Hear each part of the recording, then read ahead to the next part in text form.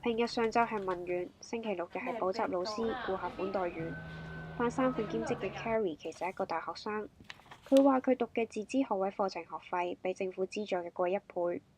為咗減輕屋企嘅經濟負擔，所以希望靠自己做兼職賺生活費。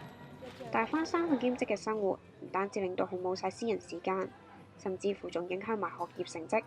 我考試之前其實我已經冇返工去溫書，咁希望追得返啲成績。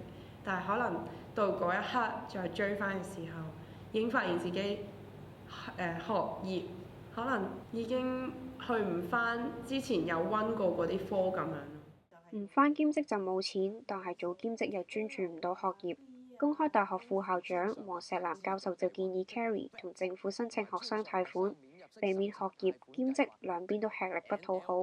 而家咧，如果你將嗰啲時間花晒喺做 part time 咧，即係就冇時間去讀書咧，你就變咗咧，讀書又讀得唔好，嗰度又得個辛苦，出嚟咧可能又揾唔到一份合適嘅工作，咁變咗即係失咗你讀大學嘅意義。